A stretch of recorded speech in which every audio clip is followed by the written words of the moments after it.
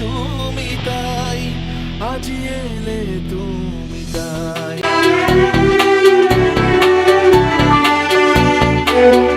আসসালামু আলাইকুম, সবাই কেমন আছেন? দীর্ঘদিন ধরে এই চেয়ারে বসে ভিডিও এডিট করতাম, কিন্তু কিছুদিন আগে হঠাৎ করে আমার এই চেয়ারটি ভেঙে যায়। সে সময় ভীষণ খারাপ লাগছিল, কারণ এই চেয়ারের সাথে আমার অনেক আবেগ মায়া জড়িয়ে ছিল। আমাদের মতো মধ্যবিত্তদের একটা জিনিস ভাঙলে সাথে সাথে আর কেনা হয় না, তাই অনেকদিন ধরে এই ছোট্ট টুলে বসে অনেক কষ্ট করে ঘন্টার পর ঘন্টা ভিডিও এডিট করা হতো। ফাইনালি আজ থেকে আমার সব কষ্ট শেষ। আজকে আমি নতুন চেয়ার কিনতে যাচ্ছি। আমার কাছে ক্যাশ টাকা ছিল না, তাই ফার্স্টে বুথে চলে আসলাম, কিন্তু তারা কার্ড দিয়ে টাকা দিতে পারছিল না, তাই ফিঙ্গার দিয়ে টাকা নিতে হলো। অনেকে হয়তো ভাববে আপুর অনেক টাকা, আসলে ব্যাপারটা এমন না। এগুলা টাকা আমি তিল তিল করে জমাইছিলাম। এছাড়া আমাকে অনেকে বলেছিল, আপু আপনি এত টাকা পান, কিছু টাকা তো দান করতে পারেন। আসলে সত্যি বলতে এই ঘোরাঘুরির খরচের তুলনায় আমার ইনকাম কমই বলা যায়। তবে ইনশাল্লাহ আমি সাকসেস হলে অবশ্যই গরিব মানুষের পাশে দাঁড়াবো। এটা আমার অনেক দিনের স্বপ্ন। আপনারা শুধু আমার একটু পাশে থাকেন। তারপর একটা চেয়ারের দোকানে চলে আসলাম। এখানে অনেকগুলা চেয়ার ছিল, আমি বসে দেখতেছিলাম কেমন লাগে। সবগুলো মোটামুটি ভালোই ছিল, তবে আমি যেটাই বসলাম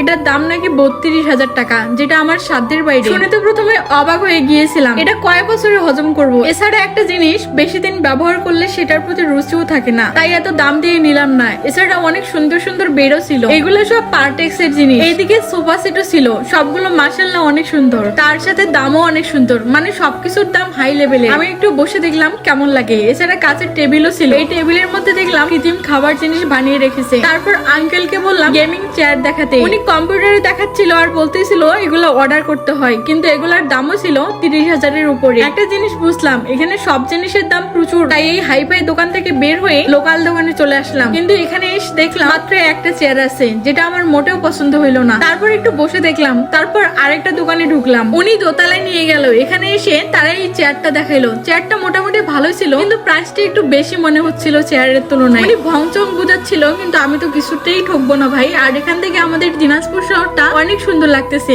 আমাদের দিনাজপুর বলে কথা, সুন্দর তো হবেই, তাই না? ওনার সাথে দামে মিললো না, তাই বের হয়ে একটা ফার্নিচারের দোকান দেখতে পেলাম। আসলে আমার রুমের জন্য কিছু ফার্নিচার বানাবো, তাই ওনাকে জিজ্ঞেস করছিলাম কেমন প্রাইস পড়বে। তারপর একটু আইডিয়া নিয়ে আরেকটা দোকানে আসলাম। আসলে এতক্ষণ থেকে ঘুরতে ঘুরতে আমি একদম হাঁপিয়ে গেছি, আমার মাথাটাও ব্যথা করছিল প্রচন্ড, তাই এখানে বসে পড়লাম। মনে মনে ভাবছিলাম এই দোকানটাই লাস্ট, এখানে পছন্দ না হলে ডাইরেক্ট বাড়ি চলে যাব। তারপর এইদিকে চেয়ার দেখতেছিলাম, এখানকার চেয়ার গুলা মোটামুটি ভালোই লাগছিল। তারপর এই চেয়ারটা দেখে আমার ভালো লাগে। হয়তো অনেকে পছন্দ করবে না, তুচ্ছ তাচ্ছিল্য করবেন, কিন্তু আমার বাজেট প্লাস আমার পছন্দের মধ্যে পারফেক্ট মিলেছিল, তাই এটাই নিয়ে নিলাম। আর এই আঙ্কেলের ব্যবহার অনেক ভালো ছিল, ওনাকে আমি সব টাকা বুঝিয়ে দিয়ে একটা ওয়ারেন্টি কার্ড নিয়ে নিলাম। তারপর উনি সেটা প্যাক করে অটোতে উঠিয়ে দিল। আর অটোর সাথে আমিও যাবো, কারণ এটা আমার শখের একটা জিনিস, তাই যত্ন সহকারে আমাকে বাসায় নিয়ে যেতে হবে। তারপর বাসায় চলে আসলাম, আর এটা হচ্ছে আমার বাসার নতুন অতিথি। ভিডিও এডিটিং এর সময় এটাই হবে আমার দিন রাতের সঙ্গী। তারপর এই টুলটাকে দূরে সরিয়ে আমার এই চেয়ারটাকে